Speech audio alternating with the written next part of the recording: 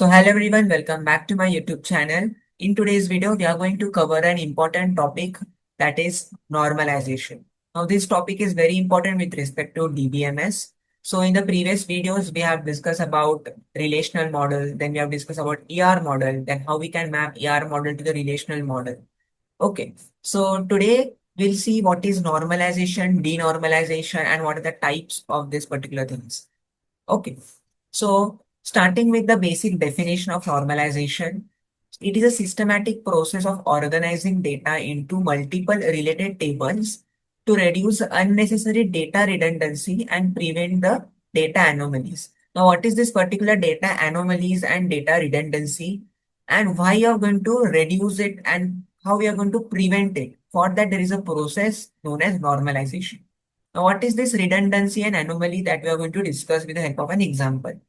So let's say I have a table here, food orders, in which I have some columns, order ID, customer name, restaurant ID, restaurant name, item price, delivery ID, and so on. So in one single table, I have stored all the data related to the food order basically. From what is the order details, what are the customer details, restaurant details, delivery details, all the things are stored in a one single table.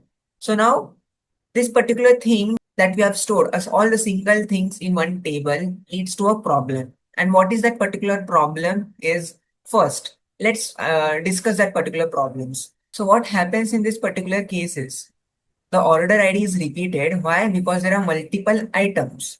So you can see here for order ID 101. So here the item is I1 and your item is I02. So items are different. That's why there are two order IDs, right? Same order ID. But what happens due to this? Due to this, you can see that the customer details, the restaurant details, all these are nothing but repeated. The delivery details are repeated. These are nothing but called as a redundant data. So due to one, this multiple items, only the item is different, but other things, order details, customer details, delivery details, they are same. So thus the information is repeated. This is known as a redundant data, and this is a problem in this particular case. Second thing, anomalies we're going to do. What is anomalies? Anomalies can be of update anomaly or deletion anomaly or insertion anomaly. So let's say, for example, there is a restaurant and you change the address of the restaurant. Let's say the restaurant has shifted to another address. So what we need to do? We need to update all the rows with that particular restaurant. Suppose we have 10,000 records of that particular orders from that particular restaurant. So we need to modify all that 10,000 records. So we need to do 10,000 updates basically. So let's say, for example, by chance, if any one row also doesn't get updated, what will happen? The data will be inconsistent, right? For the 9,999 data, the address will be different. And for that one row, the address will be different. So for the same restaurant, there will be two addresses. So therefore, there will be an inconsistency in the data. So this is nothing but an update anomaly. This is a problem. Second is insertion anomaly. Let's say restaurant is registered. There is a new restaurant, we have to register it, correct? But there are no orders from that particular restaurant. So how we can insert that? How we can insert that particular restaurant? So all this order, there will be no order ID, no customer ID, no customer name, only new restaurant I have to insert. So I cannot insert this because all the things will be null basically, correct? The next problem is deletion anomaly. What is deletion anomaly? So let's say we have only record for a restaurant X. If we delete that particular order, we'll lose details of that restaurant also. For example, there is a restaurant, let's say for example, restaurant 2. So here we have only one record for that particular restaurant 2, right? So we have the restaurant details for only one order. If I delete that particular order, I will lose the restaurant details also. So let's say if I delete the order 102, then I will have no record for that particular restaurant, what is the restaurant name, where it is located, etc. So this is nothing but a deletion anomaly. So this is a problem for this particular table where we are storing all the things in a single table. So there can be a redundant data, there can be inconsistency in the data, then there will be update anomalies, delete anomalies, and insertion anomalies also. So to avoid these particular things, what we have to do is we have to do a normalization of the data. This is what the definition says, a systematic process of organizing data into a multiple related tables to reduce the data redundancy and prevent the data anomalies. So I hope you have understood what is data normalization. Yes. So now before learning how we can actually implement the normalization process, we need to learn some concepts. So the concepts are basically what is functional dependency. Okay, so let us try to understand functional dependency now. Suppose a customer ID is determines customer name. How we can read this? Customer ID determines customer name. That is, if I know customer ID, let's say if I know 101 is a customer ID, from that particular customer ID, I can determine the name of the customer because it is a unique, for each customer ID, there is a unique name, then I can determine it. Okay. So let's say if I know customer ID 102, then I can determine its name as B. Similarly, for customer ID 103, I can determine its name as customer name C. This is what the meaning of customer ID determines customer name is. Okay. Yes. Now in the above data set, which we have taken, where we have a order details, customer details, restaurant details, and the delivery details. So let's say here are my some functional dependencies. These are known as the functional dependencies. Let's say customer ID determines customer name, restaurant ID determines the restaurant name, item ID determines the item price, order ID determines the customer ID. Like this, there are some functional dependencies.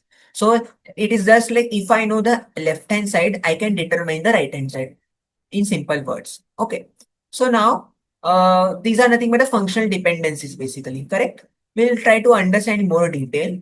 We all know what is a primary key, attribute that uniquely identifies each row. What is a composite key? It is a combination of multiple attributes acting as a primary key. For example, in our data set, order ID, comma, item ID.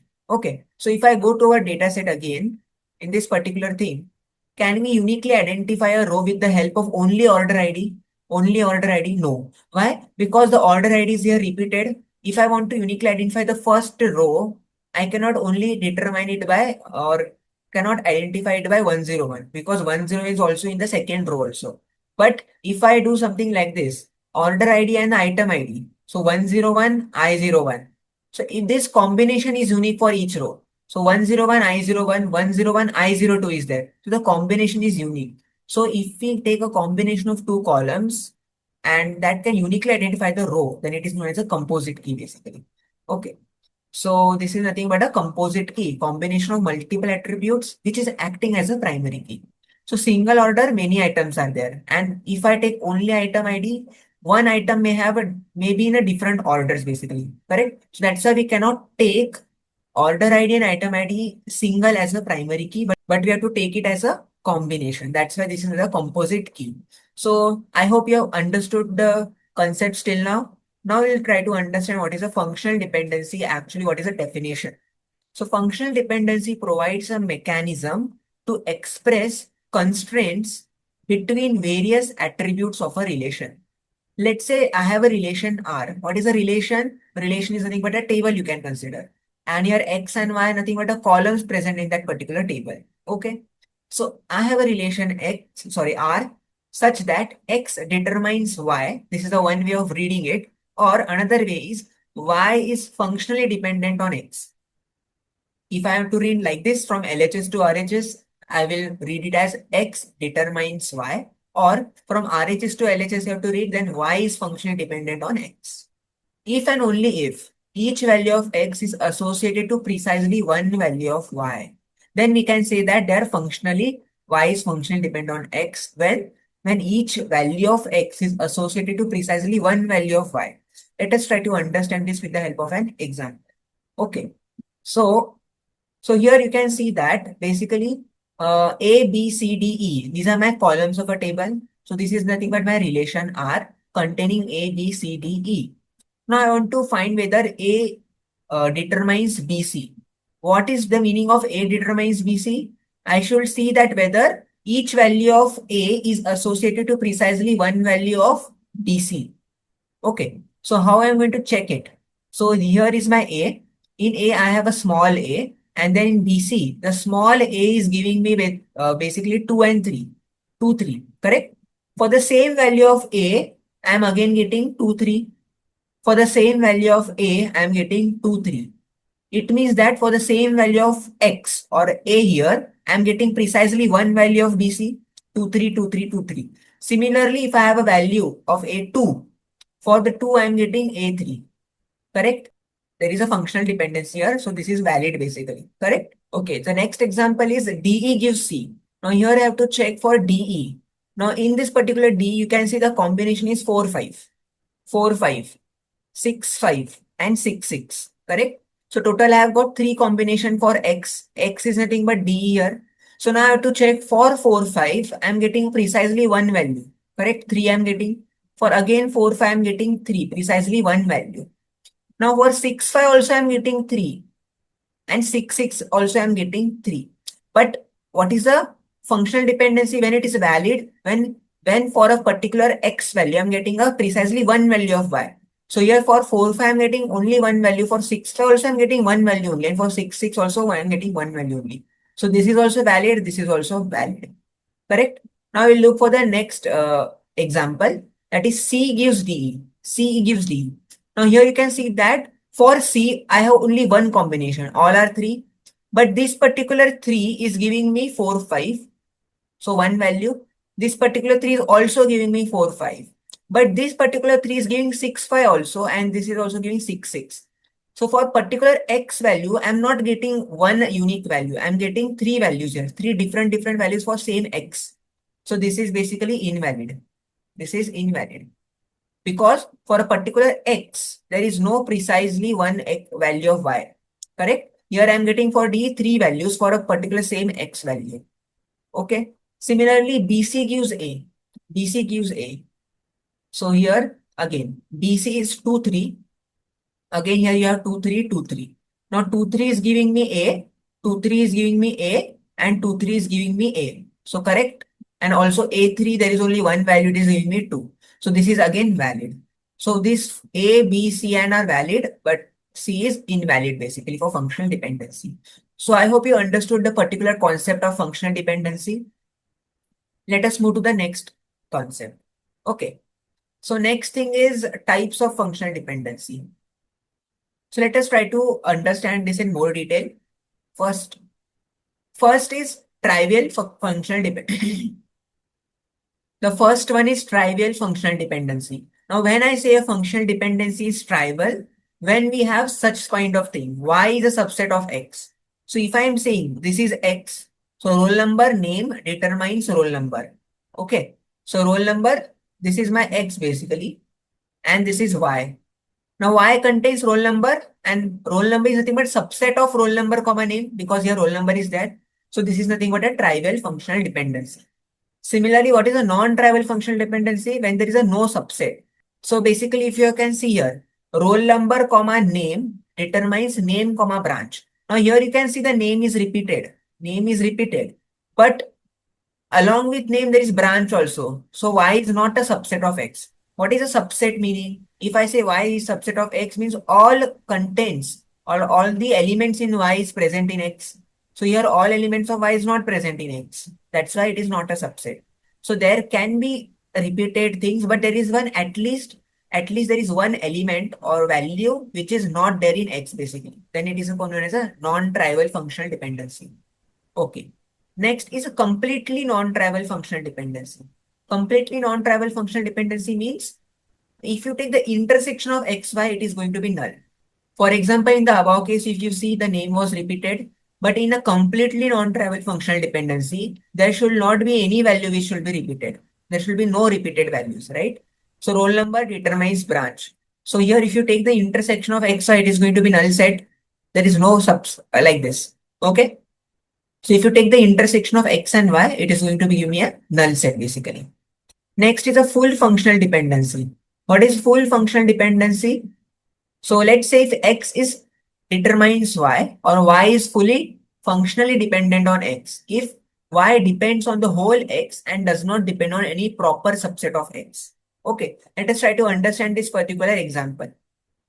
Okay, now this is one example where we have a student ID, we have a course ID and a grade. Okay, so first we are going to find what is a candidate key. Okay, so what is a candidate key here? Candidate key is that particular key which will give us the whole relation basically. Okay, uniquely identify the relation basically. So if I take here only SID, now here you can see that for S101, I have different courses also. For same course, for same student, different courses there. And if I take only CID, for the same course C01, I have different students. So only SID and only CID cannot uniquely identify the row. So we need a combination here. So that's why the candidate key here is SID and CID. Okay. So SID comma CID determines grade, or grade is functionally dependent on SID or CID. Okay. So now when I say it is a fully functionally dependent means it should dependent on this both SID and CID together. So here grade should not be determined by CID alone, or it should not be dependent on SID alone basically. So does grade depend on whole key? Yes. So then it is a fully functional dependency. So if I have a grade A, can it be determined by only C01? So if I have only course ID now C1 C01, from that particular course ID, can I say the grade is only A? No. If I have only S101, can I say the grade is B? No. But if I have the combination, that particular student and the course, then I can say that the grade is A. If I have the combination S102 and C01, then I can say the grade is A, like this. So that's why the grade depend on the whole key. So grade is dependent on the whole key. That's why it is nothing but a fully functionally dependent. So grade is fully functionally dependent on the X value, or it is a candidate key. I hope you understood the types of the functional dependencies. Next is a partial dependency. Now, the one which we saw here, fully functional dependency, it was fully dependent on the X value, but partial from the word itself, it is partially dependent, right? A non-prime attribute depends on only a part of a composite candidate key rather than the entire key. What is non-prime attribute, prime attribute, that we'll see in the further video. Okay, but to understand about a partial dependency, let's take this particular example. Okay, so in this particular example, you have a student ID, course ID, student name, course name, and the grade. Okay, here also my candidate key is basically student ID and course ID. But if I write here a functional dependency, basically if I write here a dependency, SID comma CID gives S name, student name. Okay, now this particular student name is dependent on SID comma CID. But if I take only this particular SID, S101, can I get the student name directly? Yes, arrow. From this, I can get the student name directly arrow. Because that particular student ID is uniquely identify the student name. That means this, but in this particular functional dependency, my student name is not fully dependent on this particular candidate key, but it is partially dependent. Why partially dependent? Because if I have only SID, then also I can get the student name.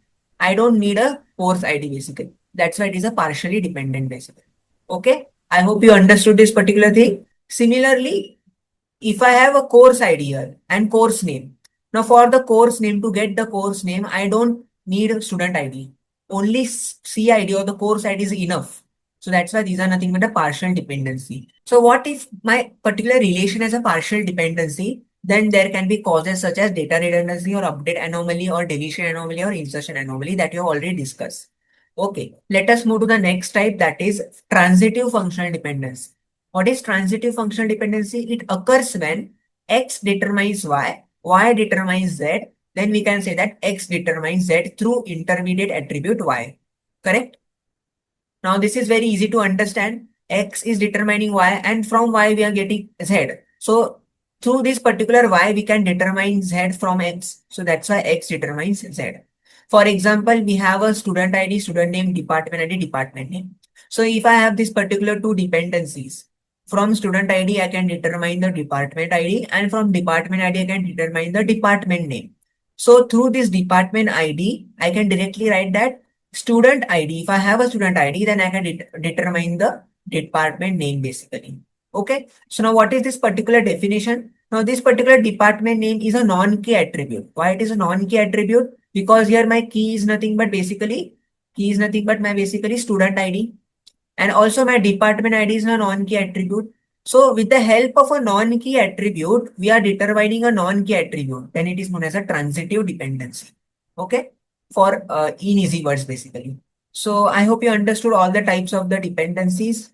Now we'll move to the next question. That is, next concept. That is Armstrong's axioms. What is Armstrong's axioms? So these are the rules basically. Armstrong axioms are rules which derive new functional dependency from existing functional dependencies. So if I have some existing functional dependencies, from using that particular existing functional dependencies, I have to derive a new functional dependencies. And for that, I am going to apply a certain rules. And that rules are nothing but the Armstrong axioms. Okay. For example, uh, I have these particular two functional dependencies. A determines B and B determines C. So we can determine from it A determines C. Okay, so these are some rules. So we apply some rules and we have determined A determines C. Now, what are these particular rules basically? So there are basically three rules. One is reflexivity, augmentation, and transitivity. Okay, now these rules are sound and complete. What do you mean by sound and complete is if we apply or if we derive something from using this particular rules, that particular functional dependency is always valid and complete basically. So this is the meaning of that particular sound and complete. Now we'll try to understand one rule at a time. First is a reflexivity. What is reflexivity? If I say y is a subset of x, then x determines y. Okay. So basically, for example, if I say here A is a subset of AB, so I can write that AB determines A. Or BC is a subset of ABC. So I can write ABC determines BC. This is my particular basically rule. So whenever I get this particular thing, if I know that basically something is subset of something, so from this particular X, I can determine this particular Y. So BC is subset of ABC. So from ABC, I can determine BC. Correct? Yes. Next is augmentation. What is augmentation? If X determines Y, then XZ also determines YZ. Okay. So for example, I have a functional dependency here. A determines B. Then I can introduce a C here. Basically, AC determines BC or AD determines BD. This is nothing but augmentation.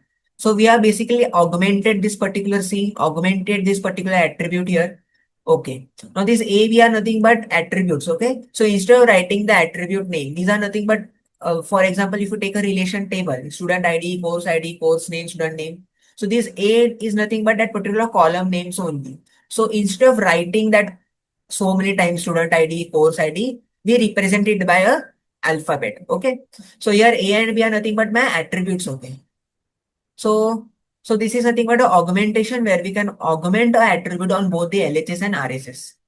Next rule is a transitivity. That is, if X determines Y and Y determines Z, then we can write X determines Z. This we have already studied, right? Okay. Now, apart from these three rules, there are some derived rules also. Let's say, for example, union.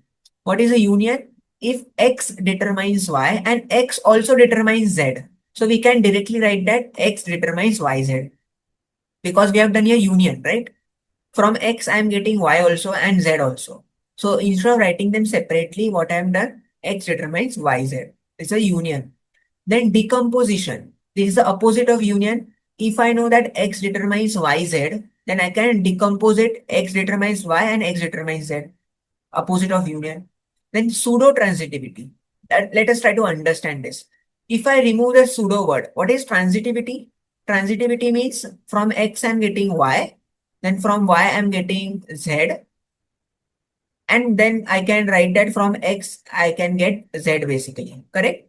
Now what is pseudo transitivity? Pseudo transitivity means from X I'm getting Y, I know that, but from Y I'm not getting Z.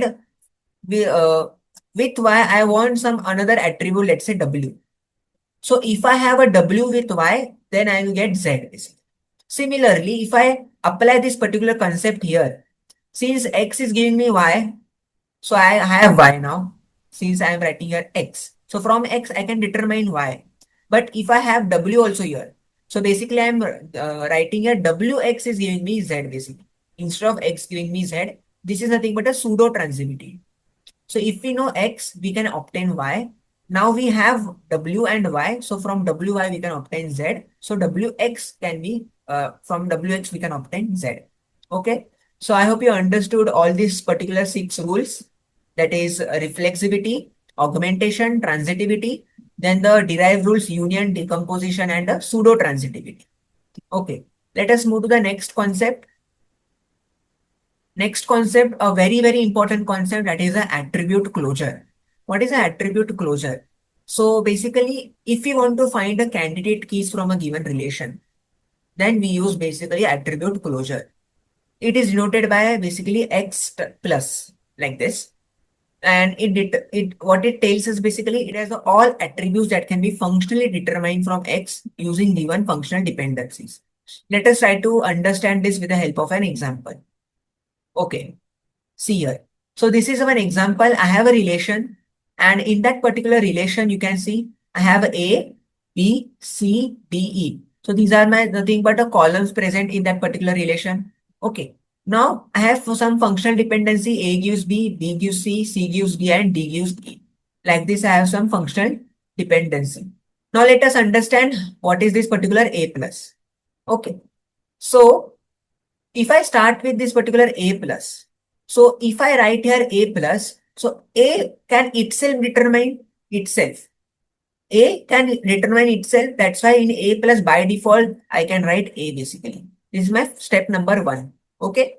Now from this functional dependencies, you can see that A determines B. Correct? A determines B. So I can add here in A plus A comma B because A is determines B basically. Now basically I have A also and B also.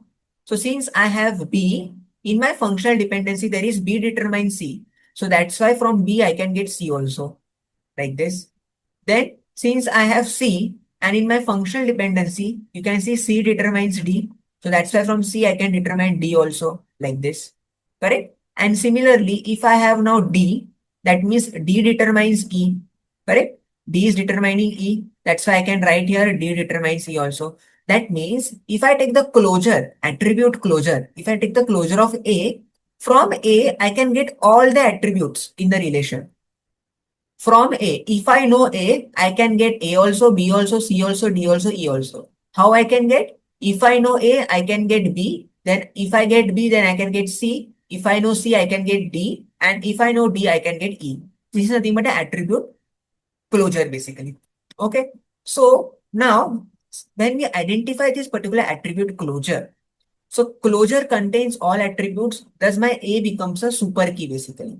Okay. So this particular A becomes a super key. Now what is a super key? Any set of attributes that uniquely identifies a tuple. So if I have any set of attributes, what is any set of attributes? That means it can be A, it can be a combination of attributes also.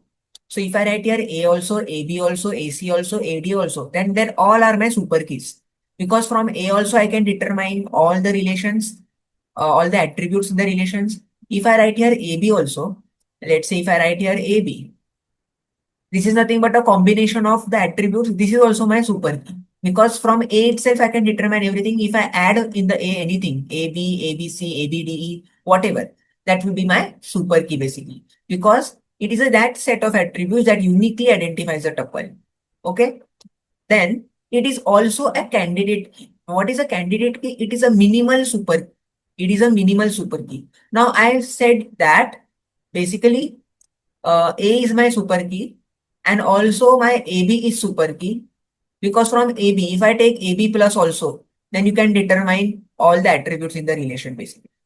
Also, I can take AC also my super key, because from AC, combination of AC also, I can get the whole relation. So these are my all super keys basically, correct? But minimal of a super key. What is here the minimal? Here I have two attributes. Here I have two attributes. But here I have only one attribute, and that is nothing but a super key. So minimal of a super key is nothing but my candidate key. Okay. So I hope you understood the difference between a super key and a candidate key. Okay. Now let us move to the next concept. So let us take one more example here. Okay. So what is the example here? So here you can see I have a relation A, B, C, D, E. A, B determines C, C, D determines D, D, E determines E. So now here if I take AB, closure of AB basically. So from AB, I can get C. And since I have wrote here AB, I can get A and B also basically. So A and B also have get, and from AB I will get C basically. From C I will get D, and from D I will get E. So that means this AB is nothing but my super key. Correct? If I take ABC also, ABC also I will get A, B, C. Then from C I will get D, and from D I will get E. So ABC is also my another super key. But here C is unnecessary. Why C is unnecessary? Because from AB itself I can get all the attributes. Then here C becomes my unnecessary. So that means that my AB is nothing but my minimal.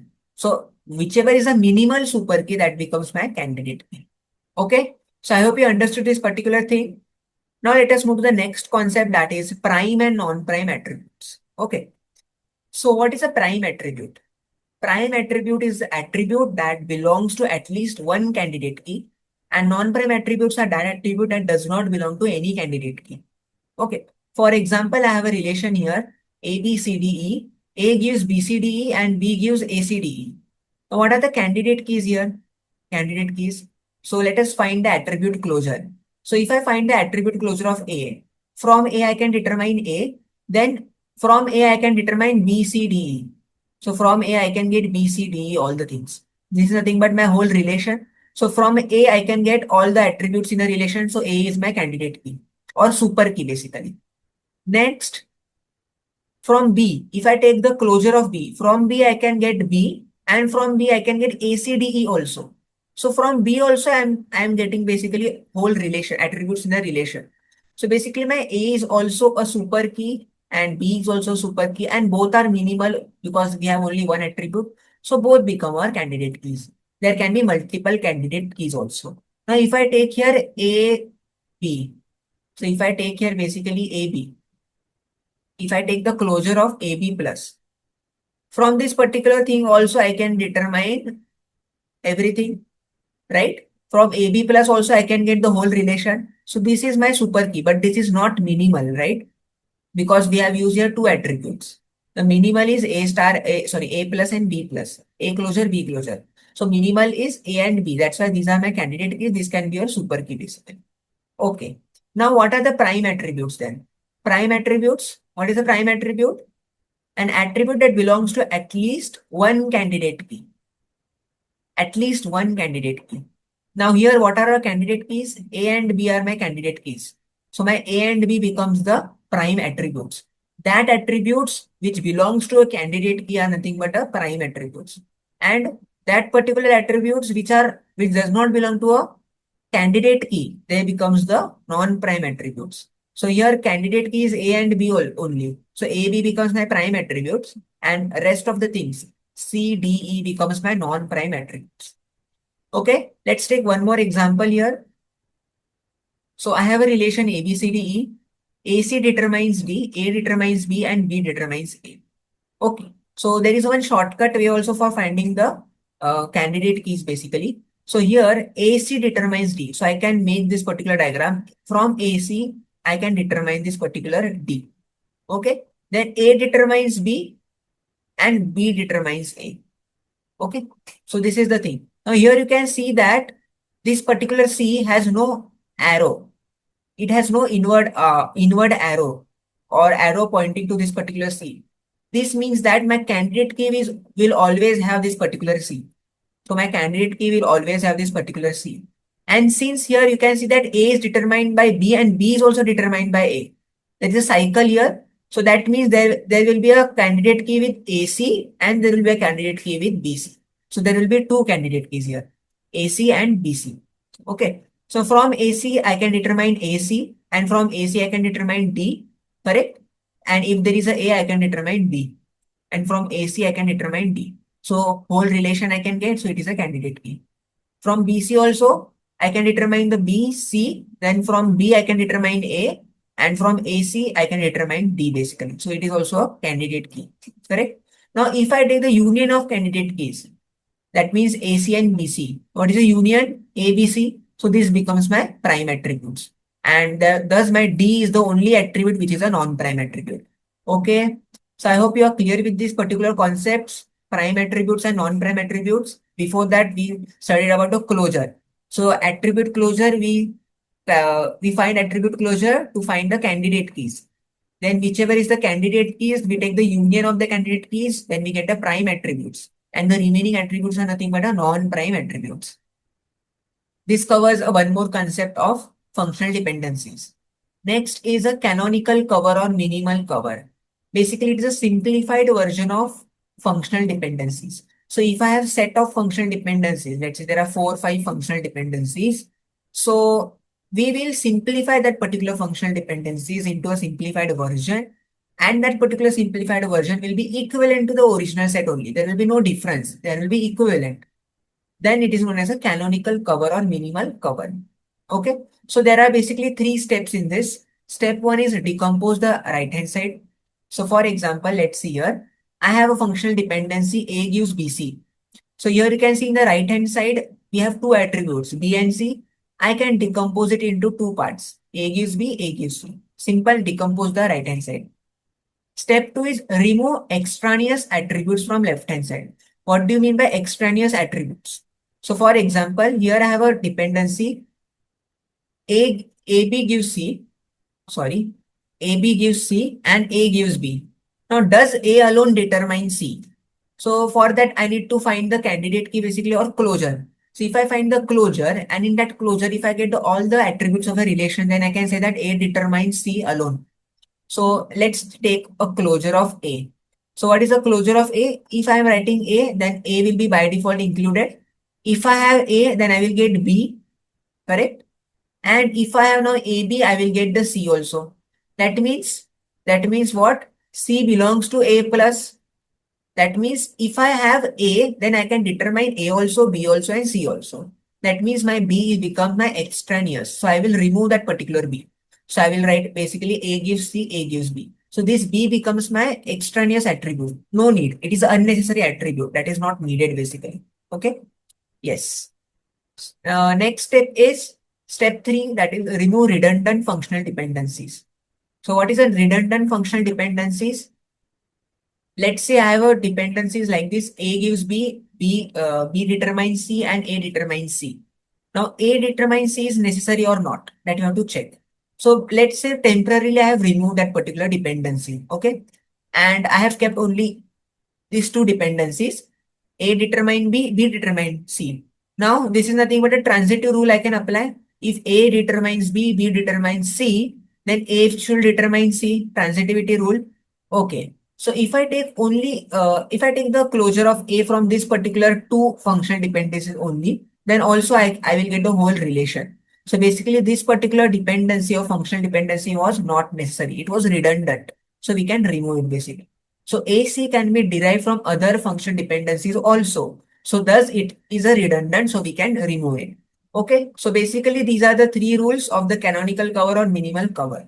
We'll have one separate example now to understand, and we'll apply all the 3 steps together on this particular one example.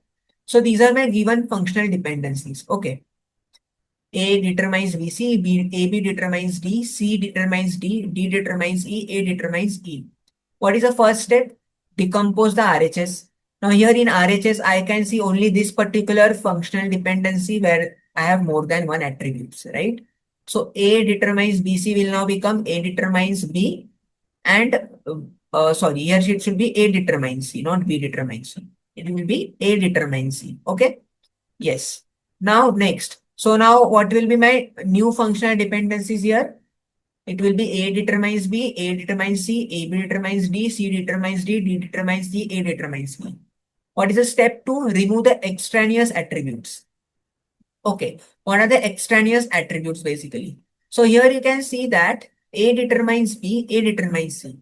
AB determines D, C determines D. So here I can see that from A I am getting C and from C I can get D. Then is this particular thing needed? If I have A I am getting C and if I have C I am getting D, then why this particular AB is needed basically? That we'll see basically. Okay, so let's say AB determines D and I'm taking the attribute closure of A. So if I have A, I will get A. If I have A, I will get B. Then if I have AB, or let's say if I have A, I'm also going to get C also, right? C. Then if I have C, I'm going to get D, and if I have D, I'm going to get E. So the complete relation I'm going to get from single A attribute. That means B is extraneous here. B is extraneous because from A I can determine the D. From A, I can determine C. From C, I can determine D. So this particular AB is not needed. So B is extraneous attribute. So we can simply remove the B basically. Now, if I want to check the opposite of this, A is an extraneous attribute. So for that, I need to find the closure of B. So if I find the closure of B, I'm only going to get B because from B, nothing is determined, right? So that's why here not B is extraneous, A is not extraneous. So what will be my new functional dependencies? A determines B, A determines C, A determines B. So here B will be, we will remove B basically. C determines D, D determines C, A determines C. Now from this you can see there are some redundant dependencies also, right? So what are the redundant dependencies? So here you can see A is determining C and from C we are getting D. Then there is not a requirement of A determines D, so we can remove it basically. So remove A determines D, correct? Similarly, you can see that A from A I am getting C, from C I am getting D, and from D I am getting E. Then why we required AE? So this also we are going to remove. So basically these two things we will remove. A determines D and A determines E. Okay. So this is nothing but a removing of redundant dependencies. So what will be my final functional dependencies, which is a canonical cover? A determines B, A determines C, C determines D, D determines C. So from A I will get B, from A I will get C, from C I will get D, and from D I will get. So this is my canonical cover basically. Okay. I hope you understood this particular thing. Moving to the next thing. There is one question. Consider the following functional dependencies. Identify the candidate key. Identify the prime and non-prime attributes. Identify the partial dependencies and transitive dependencies. Okay. Let us try to solve this particular example. Now to find the candidate key, what is the shortcut here? We'll list these particular attributes A, B, C, D, E, F. Now, what is my first functional dependency? A gives B. So I will write basically A gives B here. A gives B. Then C determines D. C determines D. Then C determines E. E determines F. AC. It is AC determines G. Okay. So AC determines G like this. Okay. Here it should be AC, right? AC determines G. Okay. Now from this, what you can see that there is only one attribute. There are two attributes basically where there is no inward arrow. That is C and A. And also there is no attribute where there is a cycle, right? There is no cycle. That means my A and C are nothing but my AC. Combination of AC is nothing but my candidate key. This is my answer basically. Okay. So let us verify. If I'm taking single A, if I'm taking single A, from A I can get A, from A I can get B. But there is from B I can get nothing, right? From B there is nothing, right? So it is not giving me a all relations. Then C plus. So if it is a C, I will get the C. From C I can get D, and from C I can get E. So D and E, and from E I can get F. F. But here also A and G are not included, so not equal to relation. So single A cannot be my candidate key or single C cannot be my candidate key.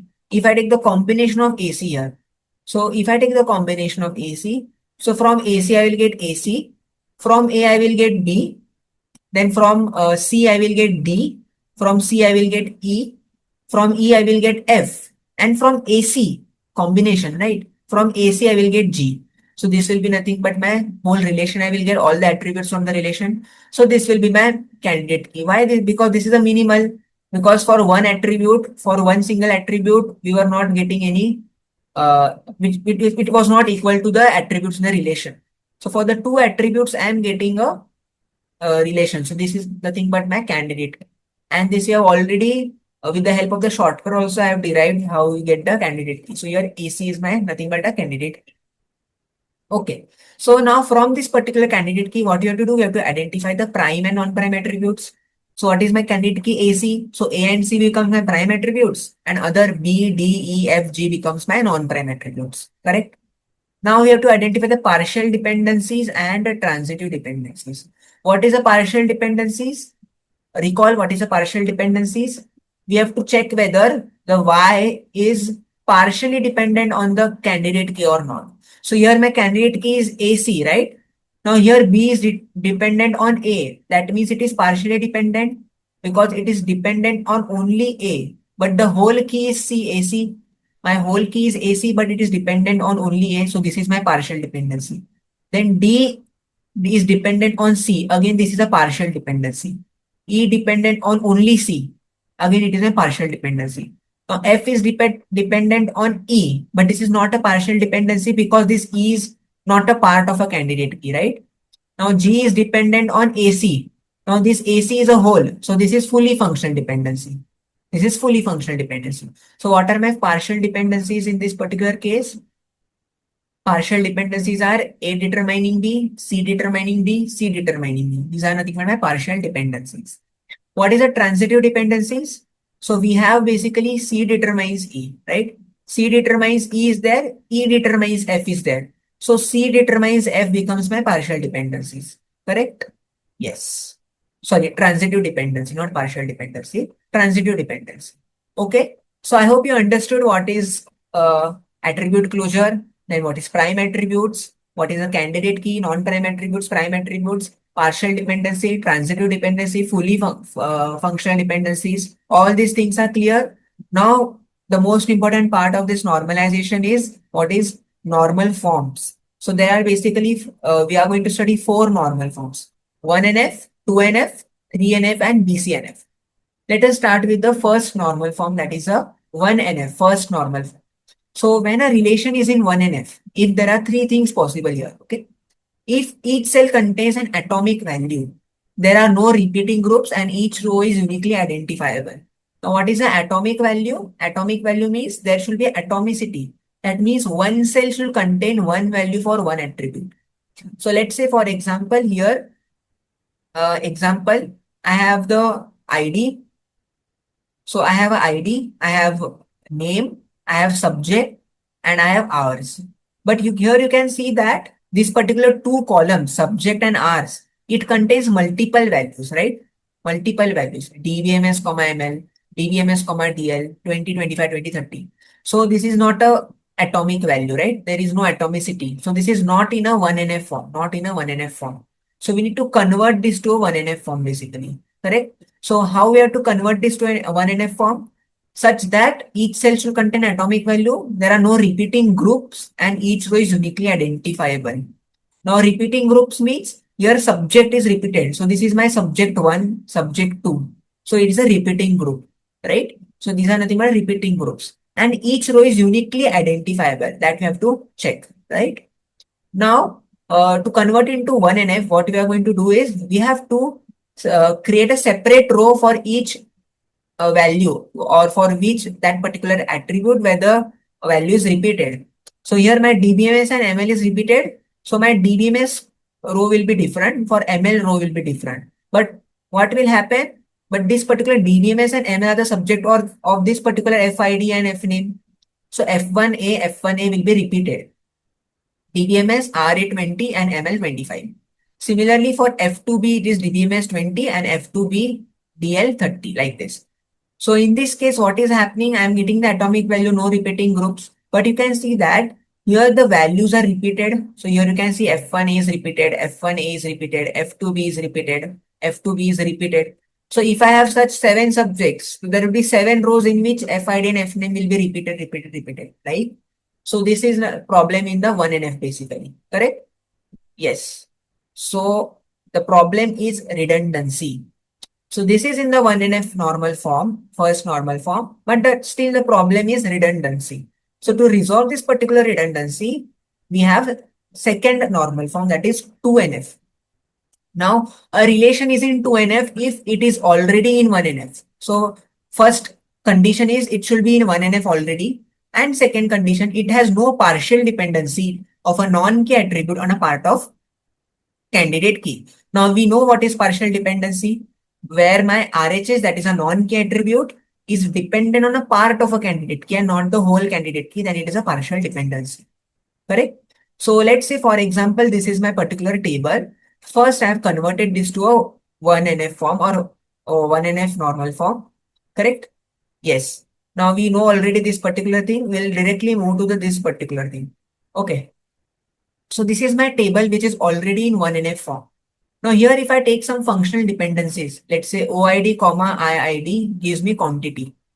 Then OID gives CID and IID gives item.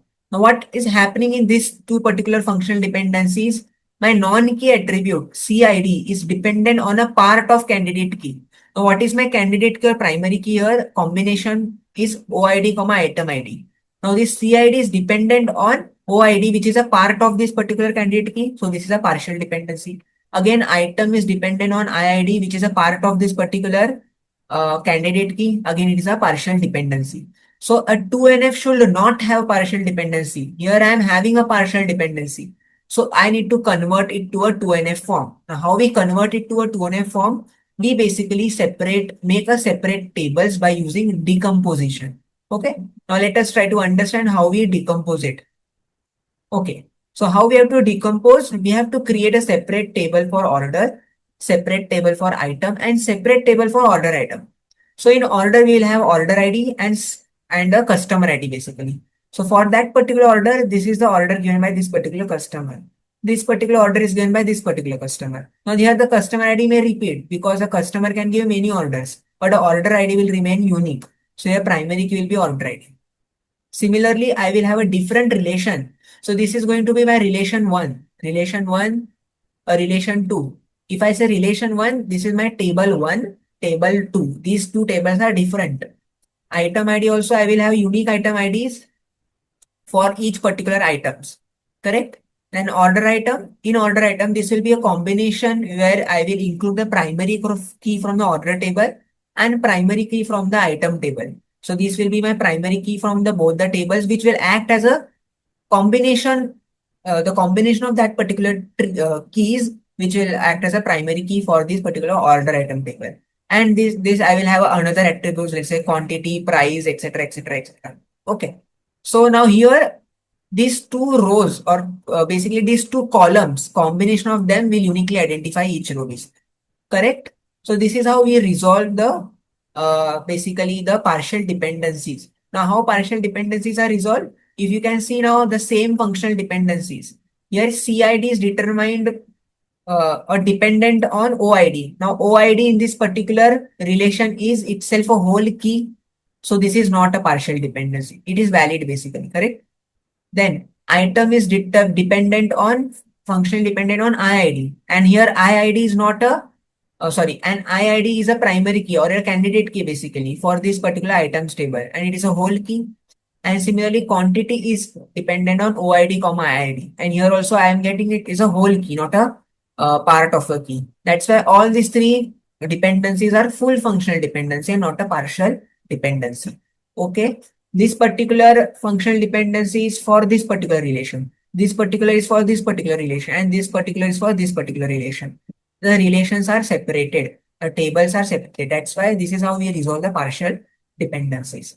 Okay, we'll solve one more questions related to 1NF and 2NF forms. Now here we'll not take a actual table, but here we'll take attributes like ABC. We name that particular attributes. So this particular whatever OID, CID, item, these were our names, real world examples were there. These we are replacing it by a capital alphabets. Let's say, so these are my attributes present in the relation A, B, C, D, F, G, H, I, J. Okay. And these are my some functional dependencies. Now I need to find the candidate key basically first, right? How to find the candidate key? So here, let's take the first functional dependency. AB determines C. So from AB, I'm getting C. Then AD determines G. So from AD, right? From AD, I'm getting G basically. BD determines EF. So from BD, I'm getting E also and EF also, correct? Then A determines I. From A, I'm getting I basically. And H determines J. H determines J. Now, for which attributes there is no arrow basically, inward arrow. I can say for the D, there is no inward arrow, and for A, there is no inward arrow. So for basically, and there is no cycle present also, no cycle present. So there's AD will become my composite key basically. We'll verify it. So how we can verify? So basically ABD, also there is B also where there is no arrow. So ABD will become my composite candidate key. So if I take ABD, I will get ABD Then if I have A basically, if I have AB, if I have AB, from AB I can determine C. Then if I have AD, I can determine basically G and H. Then I have BD, from BD I can determine E and F.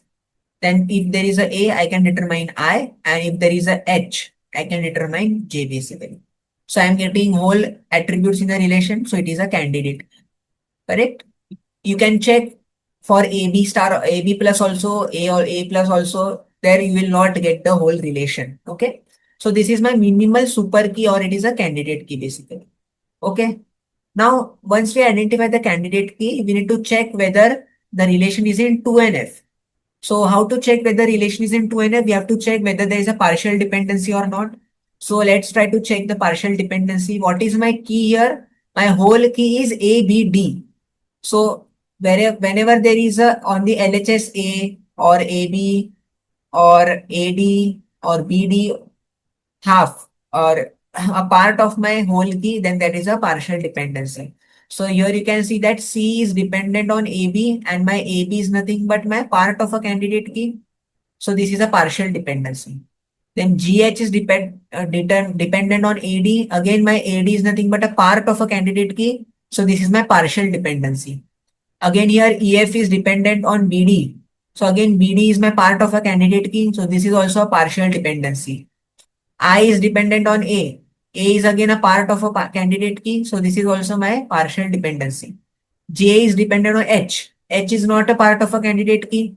So it is not a partial dependency. So how many partial dependencies I can get here? 4 partial dependencies. So these are my 4 functional dependencies, which are the partial dependencies basically. Okay. Now what we have to do? We have to convert, or we have to decompose. It is not in a 2NF form. So we have to decompose and make it in a 2NF form basically. So how we have to decompose? We have to create a separate tables for each of the relations. Correct? We have to create a separate relation for each of these things. So how we have to decompose it basically? So I identified that these particular 4 are nothing but a partial dependencies. So take the first one, ABC. So we'll create a separate table of ABC where AB will become my primary key basically. Combination AB will become my primary key. Though this will be my table number 1. Then I will take this particular dependency ADGH. Now here you can see that from this AD I can determine GH, and there was a relation where H gives J.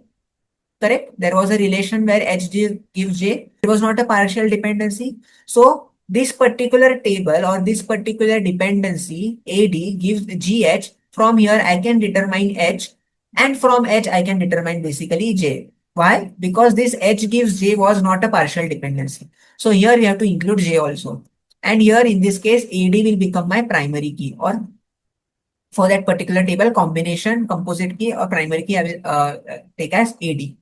Then BD gives EF. For this another table I will create BDEF, in which BD will become my primary key. A gives I.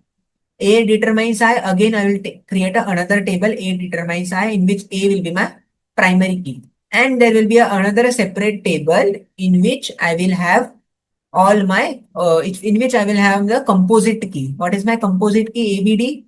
So this will be my separate table. Correct? Yes. So so what happened? First, we had only one relation. We decomposed that relation into basically 5 tables: relation R1, R2, R3, and R4 and I5. So I hope you understood how we got this particular 5 relations. Yes, I hope all things are clear. Let us move to the next thing, that is a third normal form. So now what is a third normal form? We discuss about 1NF, then we discuss about a 2NF. Now we are going to discuss about a 3NF. In 1NF, what was, if we convert a table in 1NF, there was a redundancy. Then in 2NF, we decompose the table and remove the partial dependencies.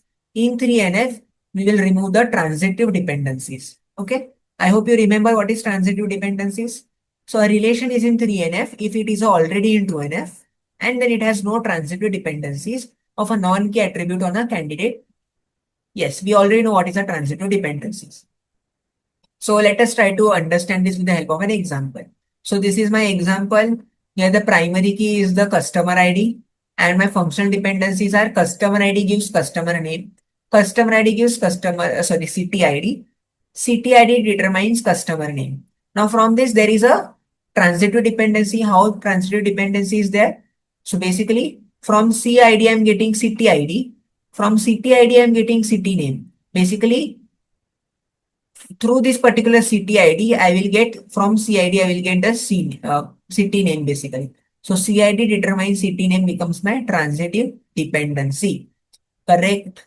So what will happen if there is a transitive dependency? So let's say if the city changes for the customer one, so there will be an update anomaly, correct? And thus it will result into a redundant data. That's why we don't want a transitive dependency. So that's why we need to convert it into a 3NF form. There will be no transitive dependency. So again here also we decompose it into tables. We create a separate tables. So how we create the separate tables basically? We will have a separate table for customer in which we'll have this customer ID, customer name and the city ID, and a separate table for city in which we'll have the city ID and the city name. So now here there will be no transitive dependency basically. Why there will be no transitive dependency? Because here you can see that for each customer, the corresponding city ID I have. And from that corresponding city ID, this from the cities table, I can determine which city it belongs to. Now let us try to understand what is formal definition of 3NF. The definition we saw earlier that it should be in 2NF and there should be no transitive dependency.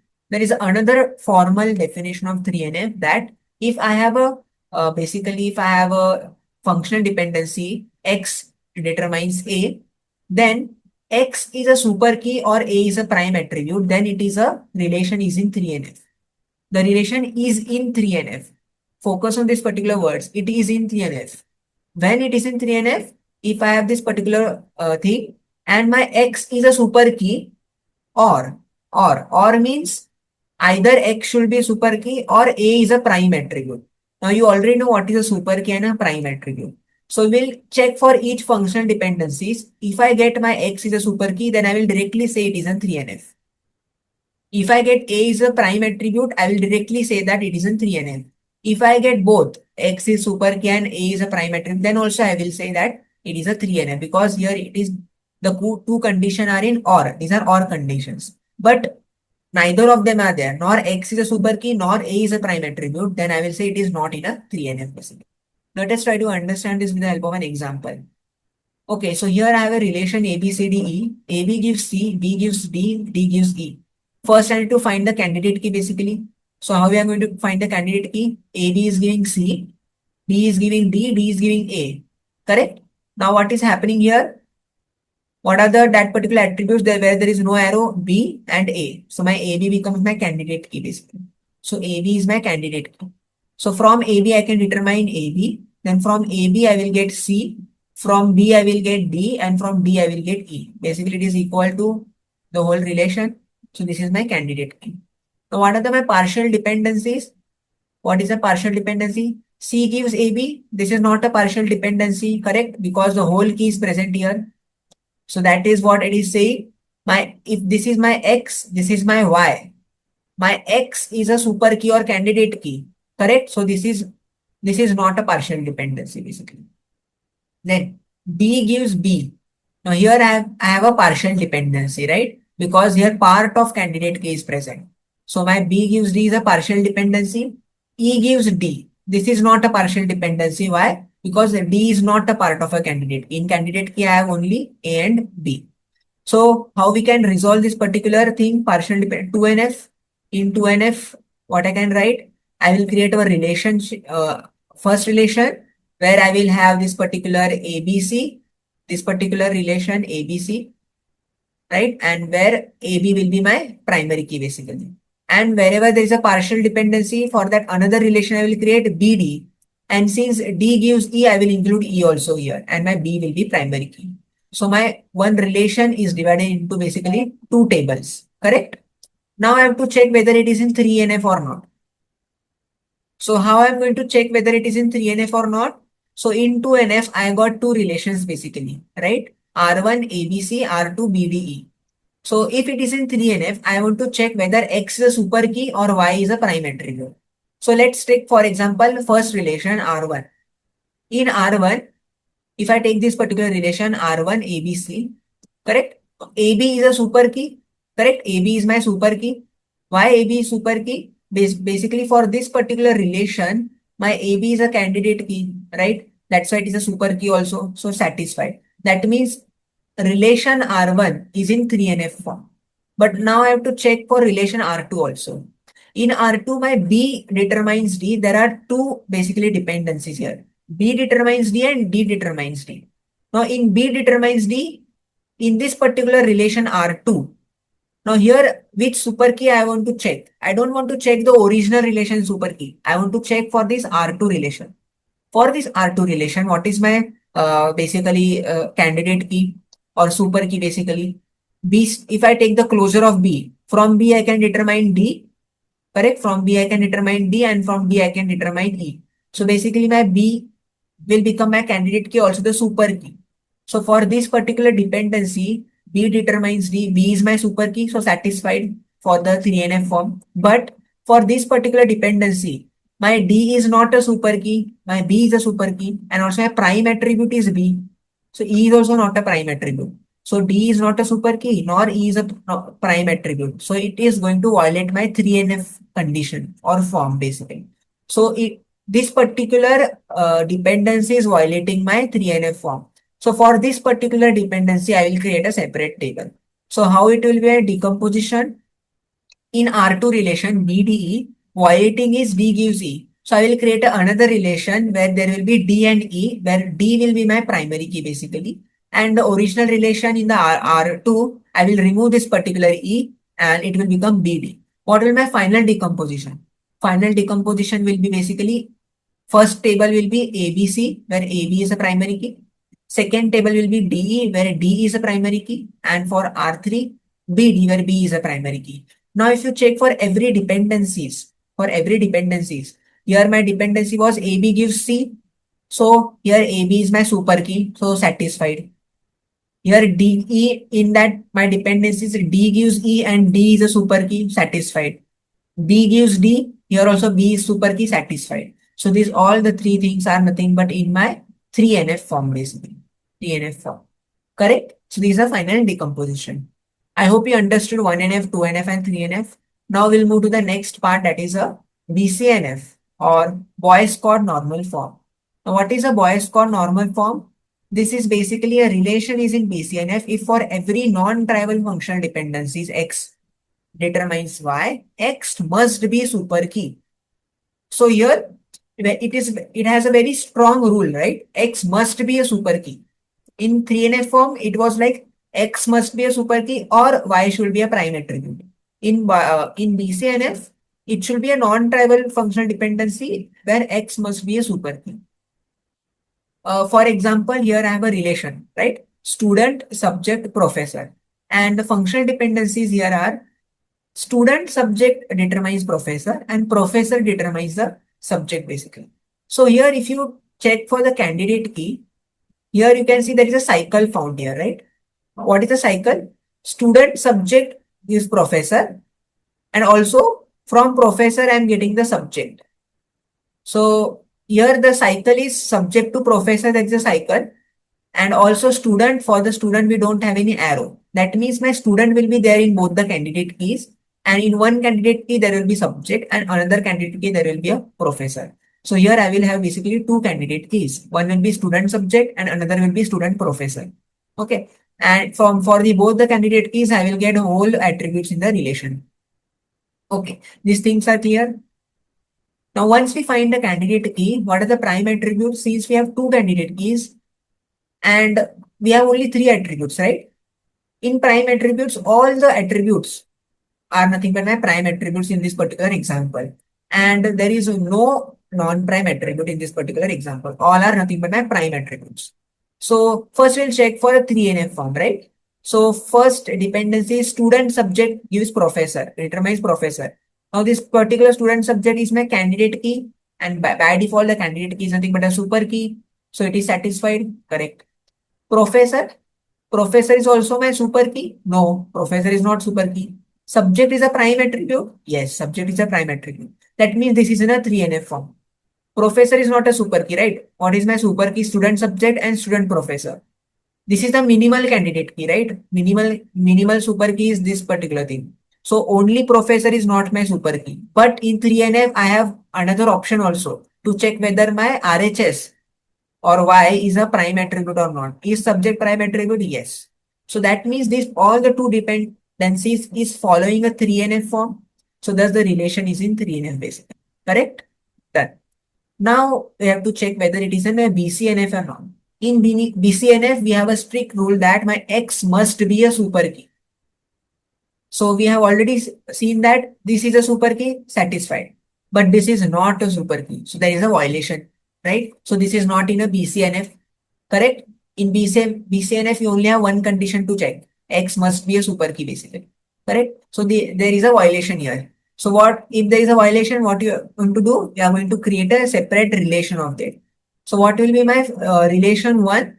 It will be a professor comma subject in which I will have the professor as a primary key. Now, in this particular thing, the violation will get resolved because the professor will become, for this particular relation, the professor will become the super key. And the relation 2 will be basically student professor, where student and professor both will be my basically the super key, student comma professor. So this relation will be this one, and for this I will create a separate relation. Now, if I check for BCNF, so for BCNF, if I check for relation 1, what is the dependency relation 1? Professor determines subject. So now X, here X is professor, X is a super key, yes, it is in BCNF. For relation to what is a dependency, student subject determines professor, is student professor or student professor. So again, here also the student professor both are my candidate key basically, right? Primary key. So it is a super key also. So in this both things, what happens here? It is following a BCNF basically, correct? So I hope you understood about 1NF, 2NF, 3NF and BCNF normal forms, correct? Now we'll have 2-3 examples related to these particular normal forms to revise all the things. Check the highest normal form for the given relation. We have to only check the highest. We don't have to resolve or decompose the tables. So I have a relation here A, B, C, D, E. BC gives A, D, E and D gives B. What is the candidate key here? So here I can see that where there is no arrow, basically for C, there is no arrow, right? For C, there is no arrow. But here you can see that there is also cycle form. From D you can determine B, and from BC also you can determine D. So there is a cycle form. So that's why here my candidate key is nothing but BC. BC is my candidate key basically. Correct? So if I get find the attribute closure of BC, from BC I will get basically ADE, and then if I have D, I will get B, basically B already I have ADE, and BC is already there. So this becomes my candidate key basically. Now for the first relation, we have to check whether it is a partial dependency or not, right? So is it there a partial dependency? No. Here there is no partial dependency, correct? Because BC is my whole key. So what I can write here? It is in 2NF, right? Then B gives D. Here there is a partial dependency. No, because my D is not a key only. It is a another attribute. So it is in 2NF, correct? Then for 3NF, I have to check whether there is a transitive dependency or not. Or you can see that whether X is a super key. Yes, X is a super key. Correct. BC is a super key. Then D is a super key. No, but B is a prime attribute. Yes. So that's why it is in a 3NF form. Correct. BCNF. In BCNF, it is a strictly X should be a super key. Is X a super key? Yes. But in D determines B. Is D a super key? No. So this is not in a BCNF. So the highest normal form here it is 3NF basically. So I hope you understood this particular example. Now let us try to understand a small concept, that is a denormalization. So what we did in a normalization, what was the drawback of the relational table? That there was a redundancy, there were anomalies. That's how we normalize the tables, right? But denormalization is opposite of normalization. We intentionally add redundancy to improve the performance or simplify the data access. Sometimes it is not always that if you normalize the table, you will get a good result, right? Sometimes there should be a balance between the normalization and denormalization. In some cases, you should have a redundant data so that your performance is improved. So let's say for in this particular example, let's say here there is my query in which there are multiple join operations. So this is a very large read heavy application, right? And this particular thing will cost us very expensive because there are many join operations and it is going to cost a expensive cost for this particular query, right? So instead of that, some information is deliberately duplicated or kept in one particular table. This is nothing but a denormalization. So the information was in separate tables. What we did, we combined them into one single table. Not all the information, but some information which is frequently used or which are used for read heavy applications. That relations or sorry, that particular information we deliberately duplicate and kept in a single table. This is nothing but denormalization. So basically, we use denormalization for read-heavy application, analytics, reporting, data warehouses, catching data, etc. We need to find the right balance between normalization and denormalization. When to when to perform normalization and when to perform denormalization. Okay. So now we will have one question, last question to revise all the particular things that we have discussed in this particular video. So I have a relation, I have some functional dependencies, and here are some options. I have to check whether it is 1NF but not in 2NF, 2NF but not in 3, 3NF but not in DC, or it is in BCNF, correct? First thing, always we have to find the candidate key. How will find the candidate key? A determines BC, then CD determines E, B determines D, whatever it. Okay. So these all things we have found, right? So now here you can see that from this particular A attribute, I can get basically BC. From CD, I can get basically E, and from E, I can get F. And also F is from F, I can get A. So basically there is something related to this A and F. Okay. So if I take the closure of A, you can see that I am getting whole relation. If I take the closure of F also, I am getting the whole relation. So what is my candidate keys here? A is a separate candidate key, F is a separate candidate key. Now here I am getting only a single attribute as a candidate.